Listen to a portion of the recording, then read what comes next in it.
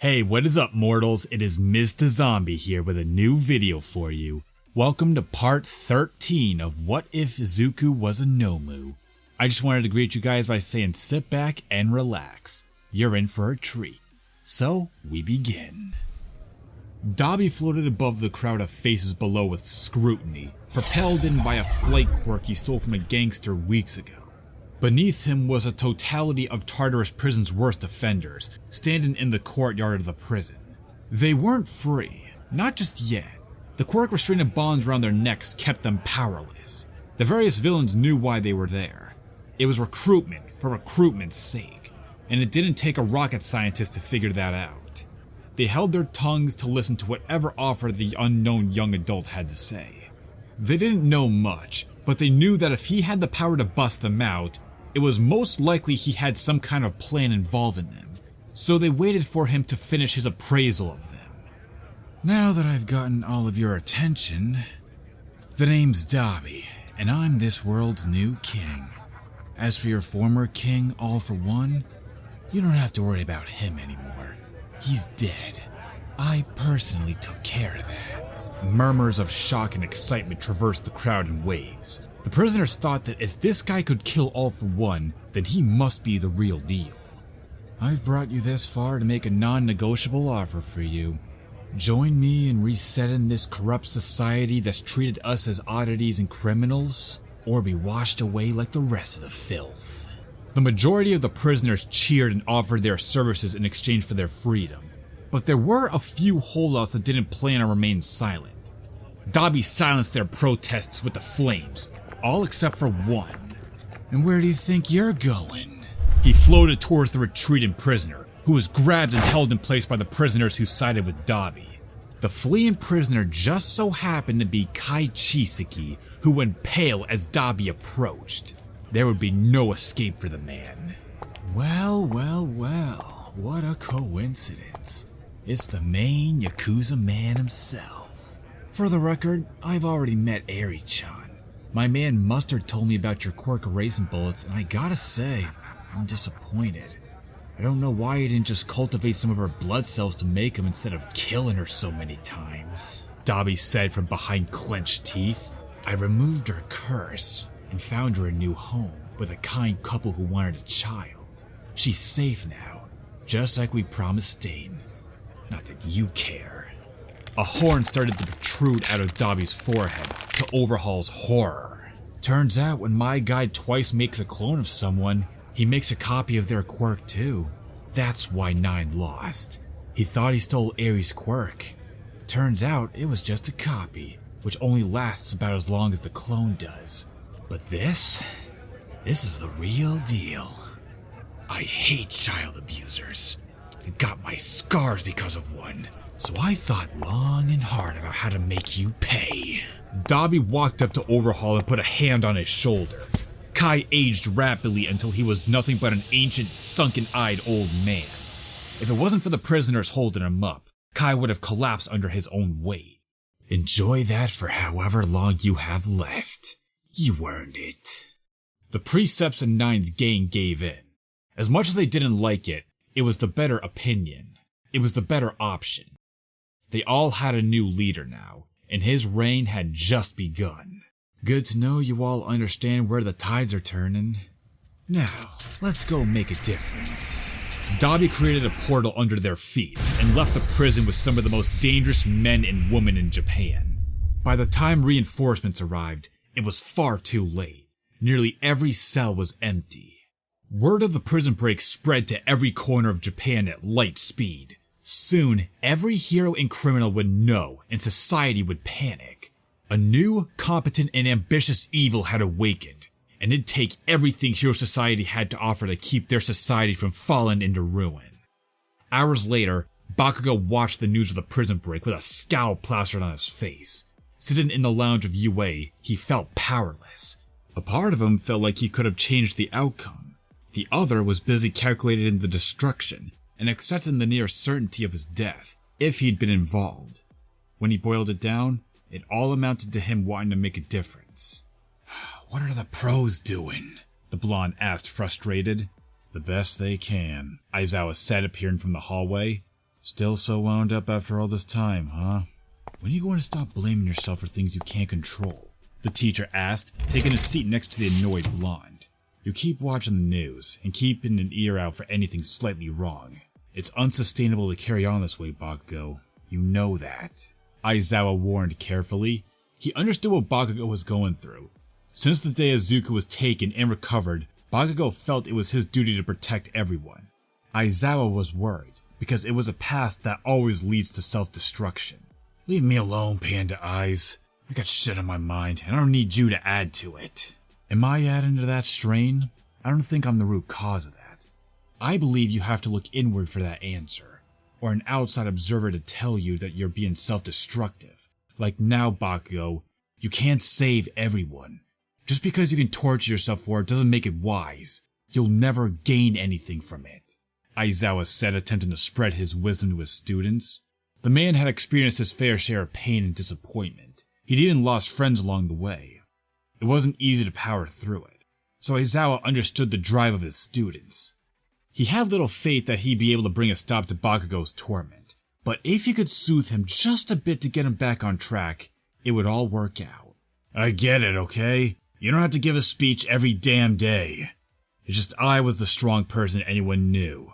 And now that I'm in the big leagues where it counts, I'm battling 500 instead of 1,000. I've trained since I got my quirk, but none of it seems to matter. I've been able to make a splash in any meaningful way, and I can't keep anyone safe. Deku's hero career is over, Roundface and that blonde Mirio guy almost died, people are scared and All Might's going to have to retire soon. Aizawa's head turned in Bakugo's direction, with a look of horror on his face. My mom and the nerd's mom are best friends. She's been talking about it for weeks with her. My mom's also been talking shit about All Might because he hasn't called Auntie Inko in weeks, and she's worried about him. If I didn't know better, even I'd think those two were married. Look, I don't know what you want, but this is my battle. Bakugo pointed towards the television report in the news. And if I can't protect what's in front of me, what use am I as a hero? Bakugo stood from the couch, his gaze in the direction of the window. I need to be a hero that the world can rely on. To make people feel safe, not because it's what Deku would do, but because it's who I want to be. Who I gotta be. For everyone's sake. But you can't do it alone. I know I can't. But I'll be damned if I don't try. I can't lose anyone else. What about those who need you, Bakugo? They'll be fine. Because I'm the best. Bakugo marched out of the room with determination in his eyes. Meanwhile, Stain watched over his new apprentices with mixed emotions on the bizarre duo. Spinner, the young man, felt too pure a soul to engage in such a thing as false hero purging. Toga, the young woman, was far too manic and clingy for his tastes. Neither of them had the right mix of brutality and heart to replace him on their own, but together they were quite the team.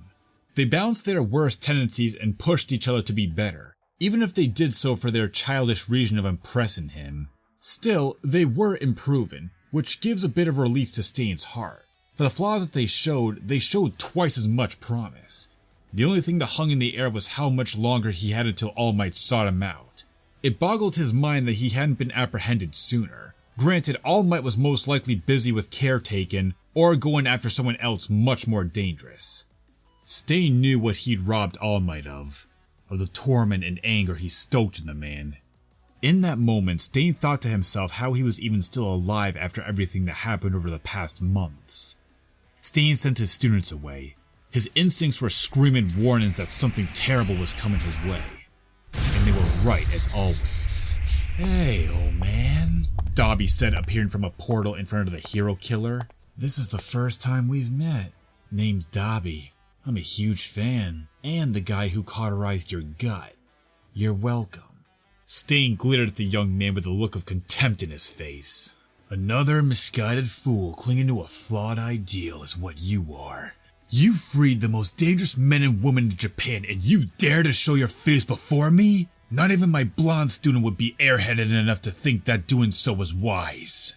There's nothing for us to talk about, and no reason under the sun to stop me from killing you. Dobby shrugged off Stain's threat, even as the older man pulled out his katana. I get that, Dabi said with his hands in mock surrender. I just wanted to speak with you before things got outside of our control. See where my ideals matched up to yours. Stain's grip choked the hilt of his katana. The man tempered himself so he wouldn't cut Dabi down. Against his better judgment, he wanted to help the man. Out of guilt. I'll give you one chance, kid. Talk. But after that, you'll listen to me. Dabi nodded, accepting the terms. Alright. I want you to join me. Together, we can not only purge the hero world of corruption, but the puppeteers that profit from it. No more slaps on the wrist from the powerful, no more forced quirk marriages, no more quirk discrimination. We could accomplish it in record time and inspire a new golden age. So what do you say? Want to join forces for the greater good? Stain looked at Dabi in disgust. It only took him 3 seconds to give his answer. You give a good speech, kid, but you can't seem to understand reality. It's your character that's flawed, and you can't even see it. Where do you draw the line? Who gets to be or gets you used? Toga told me about how you kept and used All Might's son for your own personal gain. Unlike Spinner, you didn't do what was right. You took advantage of him like the society's corrupt system. So how can you be any better? The answer is simple. You can't be. Because you are so filled with hate that you become what you despise. If you want to be better, then kill or return the inmates you've let loose upon the world. Do that, and I can help you become a better man. But I will not fight for you in this war you're gearing up for. Understand? A moment of silence passed between the two, as both silently debated their next action. I guess this is why they tell you not to meet your heroes. Stain closed the space between them with its blade raised to strike Dabi down, but Dabi stopped Stain's advance using a recently stolen telekinesis quirk. It's a shame things had to be like this. You were and still are my hero. You fool! You won't fix anything. You'll only make things worse. Hundreds of innocent lives will be lost. We'll see about that. A horn sprouted from Dabi's forehead as he reached out to touch Stain, and with a heavy heart, he began to de-age the hero killer until he was a small child, no older than 8. When this war is over, I'll come back and fix you. Until then, just sit back and enjoy the show. Dabi left in another portal, leaving an irate pint-sized Stain in his wake. Thank you all for indulging yourselves in the story thus far. I hope you enjoyed it. Now there are a few more things I'd like to go over before this video ends. Firstly, we've got a second channel called Anime Deep Dive. Anime Deep Dive goes deep into the facts and lore of a wide variety of anime. It's sure to expand your weeb knowledge for all kinds of series guaranteed.